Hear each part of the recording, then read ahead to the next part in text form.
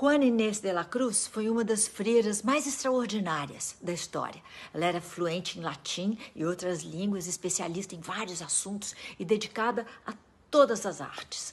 Juana foi poetisa da escola barroca, foi dramaturga e foi filósofa durante o período colonial mexicano no século XVII. Para poder se dedicar ao conhecimento sem as distrações de um casamento, Juana Inês de Asbarre ingressou em um monastério, porque ser freira era a única forma de uma mulher continuar solteira sem perder o respeito da sociedade da época. Ao longo da vida, ela escreveu dezenas de obras literárias em que abordavam temas feministas, mas sem perder o contato com a religião.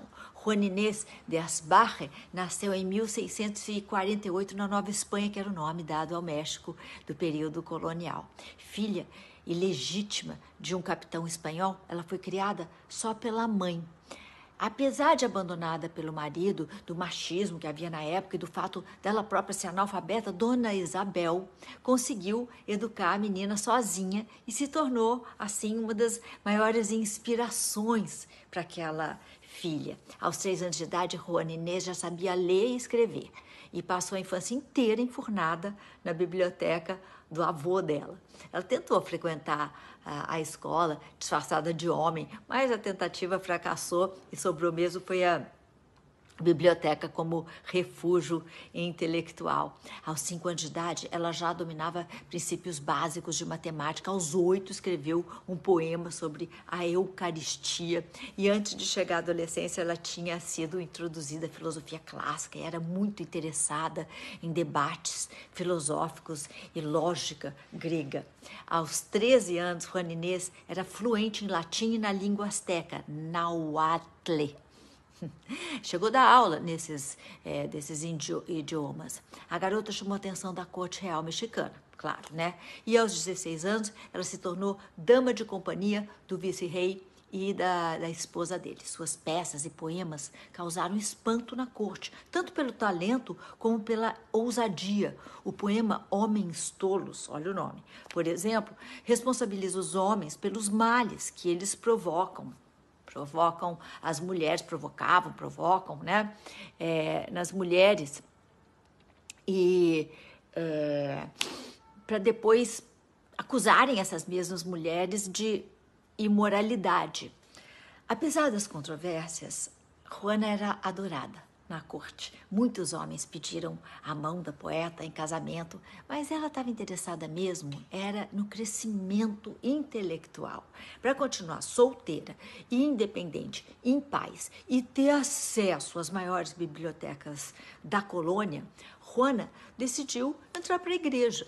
Foi uma estratégia e aos 20 anos ela assumiu seu novo nome, Juana Inês de la Cruz. Por anos ela foi considerada uma das preciosidades do convento, escrevendo peças e poemas, tratados filosóficos e matemáticos, além de cumprir com as suas obrigações religiosas. Atuando como tesoureira e arquivista da igreja, a Soror adquiriu milhares de livros e montou uma biblioteca gigantesca. Era uma das pessoas mais respeitadas da colônia.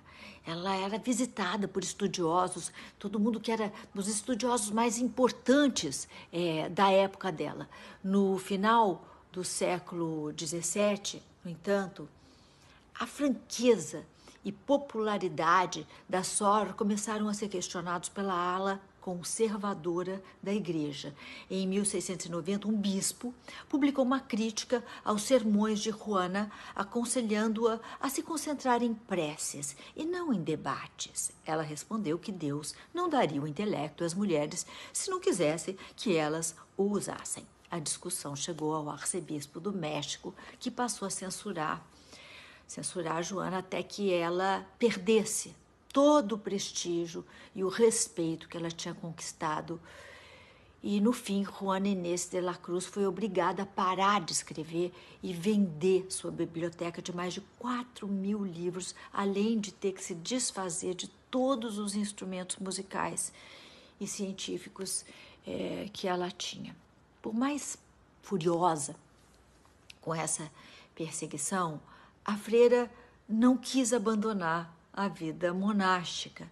E ao renovar os votos, ela assinou o documento assim, ó: eu, a pior de todas as mulheres, Juana Inés de la Cruz. Proibida de estudar, passou a se dedicar à caridade. Em 1695, ela contraiu uma doença enquanto ela cuidava de outras freiras e morreu. Hoje em dia, a irmã Juana é considerada a primeira feminista das Américas, tendo inspirado inúmeros documentários, filmes e livros, além de ter seu rosto estampado na nota de 200 pesos do México. Para Otávio Paz, o poeta mexicano, vencedor do Prêmio Nobel, o trabalho poético de Juana Inés de la Cruz é o melhor e mais importante das Américas coloniais e só seria igualado no século XIX com a chegada de autores como Walt Whitman e Emily Dickinson. Essa também é uma mulher de fibra, já falamos dela aqui. E eles eram dos Estados Unidos. Então, viva a mexicana Juana Inés de la Cruz.